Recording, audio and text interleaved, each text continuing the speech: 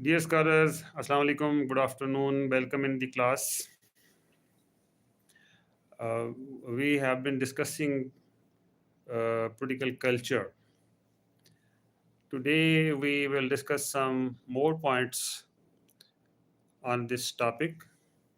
Today's points include political style, political beliefs and political style, the origins of political culture, gaps in socialization, and as you know, our discussion is based on Chapter 12 Comparative Political Culture, written by Sydney Verba.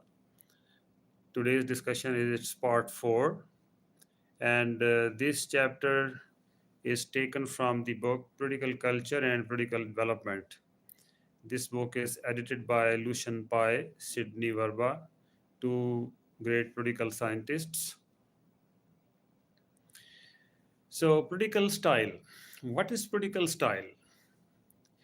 Political beliefs are very important. Political beliefs decide the goals of the political system. Political beliefs decide the goals of the political system, but goals alone are not enough. The way politics actually works is shaped by political style. Political style actually shapes the politics, how politics works.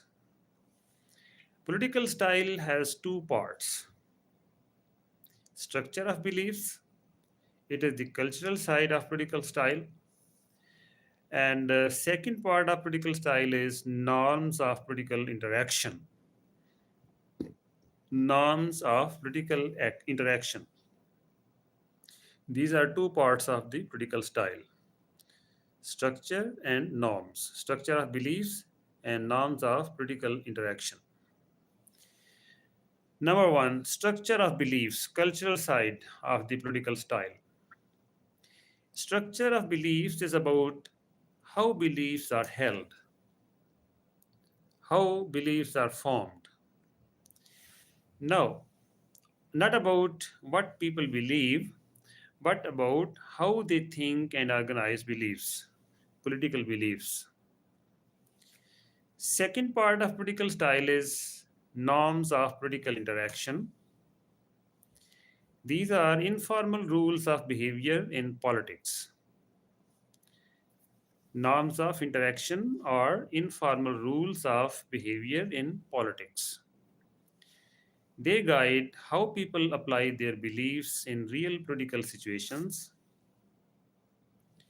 They sit between political culture and actual political action.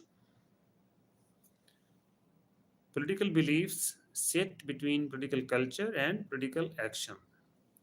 Two main political styles. There are two main political styles: ideological style and pragmatic style. Ideological style: strong emotional commitment to a complete system of ideas. Ideological style, it means there is a strong emotional commitment to a complete system of ideas, ideology. It covers not just politics, but also but all areas of life. Ideological style covers all areas of life, not only politics. In this style, beliefs are organized in a hierarchy based on big first principles. So, beliefs are based on big first principles. So, ideology is most important here. People judge issues using this full system, that is their ideology. Everything is connected to the ideology.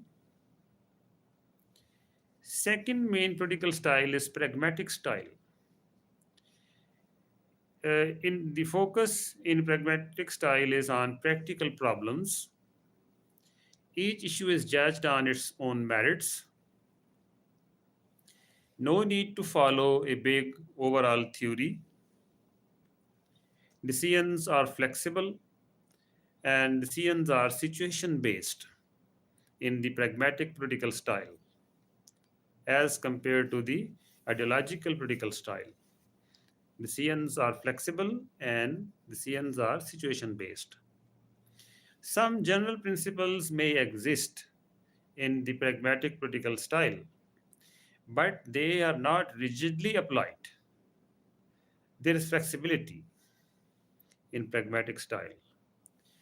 Different dimensions inside political style.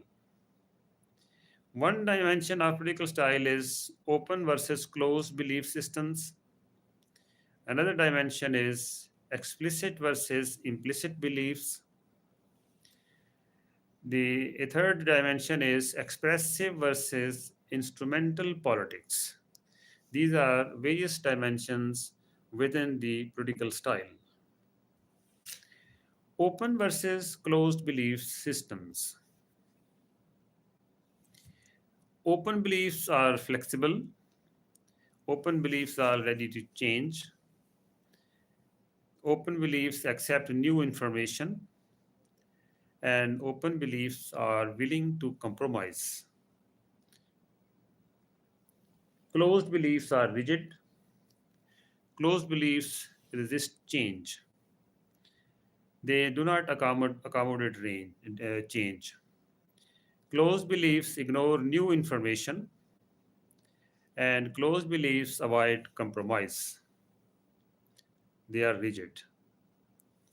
People with closed beliefs don't adjust goals, they don't adapt to reality. Explicit versus implicit beliefs. Another dimension of political style is explicit beliefs versus implicit beliefs.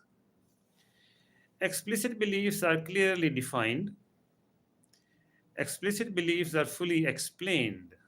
Everyone can get information on them, everyone can understand them, everyone can communicate them conveniently. Explicit beliefs are systematic, but can become rigid. Potentially, the explicit beliefs can become rigid and hard to compromise. Implicit beliefs. Implicit beliefs are not clearly stated, they are more flexible, they allow adjustment. People can justify decisions based on situation if they have implicit political beliefs without openly breaking core values. Without openly breaking core values, people can justify decisions based on situation. The third dimension of the political style is expressive politics versus instrumental politics. It is the third dimension of political style. So let me clarify. These are not the complete all the dimensions. There may be more dimensions to the political style. The authors of this chapter, they have just identified these three dimensions.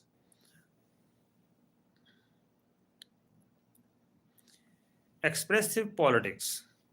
Politics is done for emotional satisfaction. Expressive politics focuses on identity, feelings, and participation itself. This is expressive politics. Its focus is on identity, feelings, participation itself. Enjoyment comes from being involved, not just results. So, expressive politics requires involvement, it requires participation. Just results are not enough. Instrumental politics. If politics is taken as instrumental, then it is a tool. And then politics focuses on results, outcomes, and benefits. Value comes from achieving goals, not from participation itself. Role of words and rituals. Words can shape politics strongly. Labels can discredit policies, or labels can make them acceptable. Labels can make policies acceptable. Example: calling something socialism can reject it. In highly democratized societies, if something is labeled as socialist, society can reject it. Rituals also matter. Sometimes process matters more than results. Sometimes process matters more than results. And sometimes results matter more than ritual. Expressive and instrumental together. These two are not opposites, they can exist together.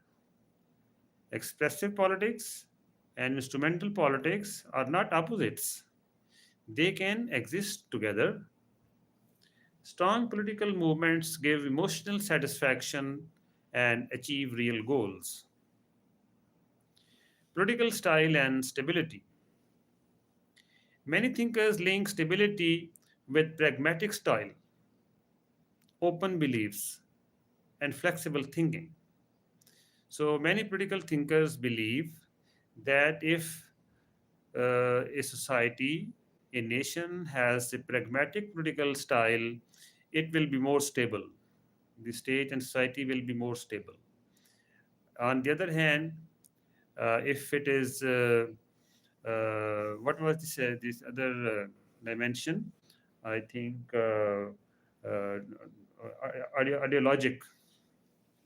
So then it will not be as stable as it can be if the political style is pragmatic.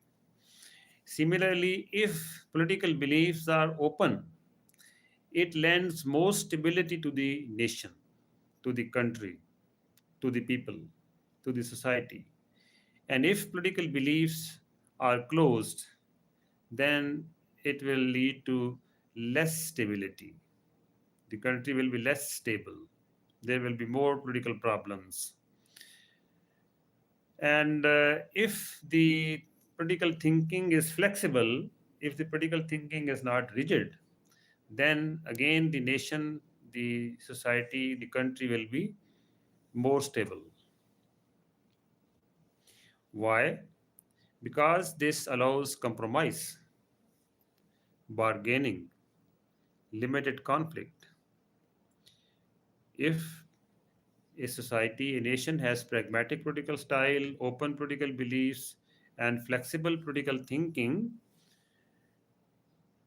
uh, it allows compromise. It is more stable because these things allow compromise, bargaining, limited conflict. People can disagree on issues without rejecting each other completely. But pure pragmatism has a problem. Too much flexibility can weaken values. No stable foundation remains if flexibility is too much. Stability needs some fixed beliefs, some emotional commitment to the system, some emotional commitment to the fixed beliefs. It is required for stability. Example: strong national identity helps stability. Then other issues can be handled flexibly. Different styles in different areas. A country does not use one style everywhere, every time. Example: Britain has formal rules which are rigid and ritualistic. For example, they still have monarchy, and policy decisions are flexible and practical. So here we can see in Britain there is stability, and because Some of the parts of political style are rigid and ritualistic, and some others are flexible. So, at various times, at various occasions, a nation can be pragmatic and it can also be ideologic. France. In France, political procedures are flexible and policy content is more rigid. Politics versus private life. There's an important question here. How much does politics affect personal life? How much does politics affect personal life? Low politicization, for example, in Britain, personal relations stay separate. If there is low politicization, personal relations stay separate. They are not affected by politics as such. People can be friends across party lines. If there is low politicization, people can be friends across party lines. People belonging to different countries, they can have good relations. The people belonging to different political parties can have good relations. But if in a country, in a society, there is high politicization, for example, in Italy, then political views affect personal relations. The political views and political associations affect personal relations, and followers and workers of one party have animosity and hate for workers and followers of another party if there is high politicization. So when I discuss this, when I read this, low politicization and high politicization, I uncomfortably feel that in Pakistan, our society is highly politicized. People sometimes quarrel with each other. Workers of different parties, for example, PTI, Muslim League, People's Party. So it is very hard to find friends across party lines in this context. Friendships may depend on political alignment, and if there is high politicization, friendships may depend on political alignment. Friends may be within the party. They may not be friends across the parties. Effects. When politics enters all areas of life, in other words, when there is high politicization, conflict becomes intense. So it leads to intense conflict, high politicization, and there are no limits to political division. When some areas stay non political, politics becomes milder. In other words, when there is low politicization of society, politics becomes milder, conflict is controlled, and society is relatively stable. The country is relatively stable. Role of personal ties. Personal relationships can reduce conflict. Personal relationships can reduce conflict. Example, friendships across parties soften tensions. Civility in politics. Some systems have strong rules of politeness. Some systems have strong rules for politeness.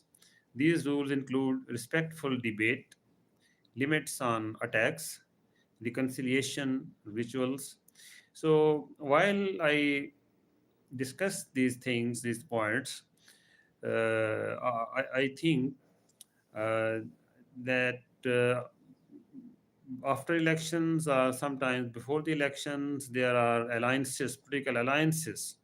Different parties get together and for contesting elections, and several times after the election, some parties make coalitions for making governments. So it is the beauty of this democratic process, this political process, that they get along. Different parties, although they have different ideologies, they have different manifestos, but at the same time, in order to run the country together, in to run the governments together, they sit together and they accept each other, they tolerate each other's, and they run the governments. So it is peaceful politics. It lends stability to society. But if the parties are not willing to work with one another, it leads to intense conflict. Sometimes it may lead to uh, bloody conflicts, violence. So, limits on attacks, reconciliation rituals. Other systems, no limits, aggressive politics. In some other systems, there are no limits uh, on politicization of society, of individuals, and it leads to aggressive politics. It means there is high politicization. Why civility matters? Civility. Civility matters because it reduces conflict. It keeps communication open. It allows compromise. So, if the parties, if the leaders are willing to compromise, then the nation is saved of much trouble. It helps the system stay stable. If political leaders are willing to compromise, they are willing to work with other parties, other leaders, it helps the system stay stable. Political beliefs and political style. Political beliefs and political style are connected, they are not separate. A political culture is a pattern system. We can identify patterns in political culture where beliefs and behavior fit together. General pattern. Strong national identity leads to civility. General pattern of political cultures is strong national identity leads to civility, it leads to cooperation, it leads to pragmatic style if there is strong national identity. The result is better integration and more stable political system if there is strong national identity. The origins of political culture. Political culture is learned. People are not born with it. Political culture is learned through socialization. People are not born with political culture, they develop it over time. There are two main sources of this learning. There are two main sources of learning of political style, a political culture. People learn political culture through two main sources. One is non political experiences, the other is political experiences. Non political experiences. These are experiences outside politics, but they still affect political thinking. Non political experiences include childhood experiences, family experiences, school experiences, and experiences with friends, peer group. Adult experiences also are non political experiences in family life, workplace, friends, social groups, not related to politics. Political experiences. These come from direct or indirect contact with politics. Examples include meeting government officials, watching or hearing political news, listening to others' experiences. This creates something called political memory. Political memory, people remember their political experiences. Political memory means people remember their political experiences. They form ideas about how politics works. These ideas become part of their belief system. They use these beliefs to judge new political situations. One important point here is not all memories come from personal experience. Many come from history and stories passed down. Schools, families, and society help pass these ideas. One generation teaches the next. Two processes, important distinction between two processes. We should separate how political memories are formed and how they are transmitted, how they are passed on. These are two separate processes. So there's an important distinction between these two processes, how political memories are formed and how political memories are transmitted. Impact of non-political experiences on political culture. Basic political values are often formed early in life. They are shaped by family, school, friends, explicit teaching. Some learning is direct. Parents and teachers teach respect for authority. It is direct learning of political culture. They explain what politics is. Indirect learning is more important. Most learning is not direct. People learn from everyday experiences. For example, a child may overhear adults talking about politics. A child may overhear adults talking about politics. This may shape their views more than formal teaching. Early life lessons are very important. Children learn basic ideas in childhood, like what authority means, whether people can be trusted, whether the world can be controlled or changed, whether it is good to try to change things. So, these things children learn in their childhood. These are general life lessons. Later, people apply them to politics, which they have learned in childhood. These lessons are applied in politics in later life. Learning about society. In school, children also learn who succeed in society. They learn what counts as success. Children learn at school where they themselves stand. Strong socialization. When teaching and real life experience match, learning becomes very strong. It is strong socialization. When teaching and real life experience match, learning becomes very strong.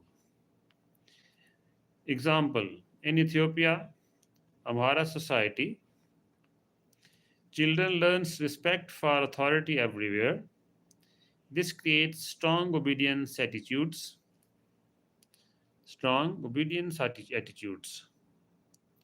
self-fulfilling beliefs. Early beliefs can shape later behavior. Example, in Italy, children learn to distrust others. As adults, they expect hostility. They behave accordingly. This creates the same hostile environment. Authority and trust, key factors. Early learning about authority, early learning about trust. These are especially important for later political beliefs. Connection to democracy. Democratic politics needs equality among people. Democratic politics needs low levels of conflict, and it also needs cooperation. These depend on early social experiences. So now we are discussing democratic political culture indeed. These depend on early social experiences, gaps in socialization. Sometimes what people learn early does not match reality later. There are gaps in socialization. Sometimes what people learn early does not match reality later in their life. This creates confusion, it creates stress and disorientation. Examples include Britain. Early learning matches political system, so there are fewer problems in Britain. New nations. In new nations, traditional values clash with modern politics. This creates tension. There's a general problem. In modern societies, family values are emotional and personal. Politics is more formal and impersonal in modern societies. This creates a gap. The size of this gap is very important. Beyond personal experience, political culture is not shaped only by personal life. Beyond personal experience, political culture is not shaped only by personal life, it is also shaped by history. Role of historical events. Major events influence political beliefs like revolutions, wars, colonial experiences, independence movements. So, this type of events influence political beliefs. Examples include France. French Revolution still shapes thinking. In Germany and Italy, Nazism and fascism matter. New nations. In new nations, colonial rule and independence struggles matter much. In Pakistan and India, still there is a lot of debate on post colonialism. Long lasting effects. Even people who did not experience events directly are affected. Even people who did not experience events, such huge events, directly, they are affected by them. So, such events have long lasting effects like revolutions, civil wars. These events are passed down through stories, education, culture. There's a key idea here. Political experiences of the past continue to shape political culture for generations. Political experiences of the past continue to shape political culture for generations. Political crises. We in the next class we will discuss political crises. So here I stop and I join you back on Google Meet.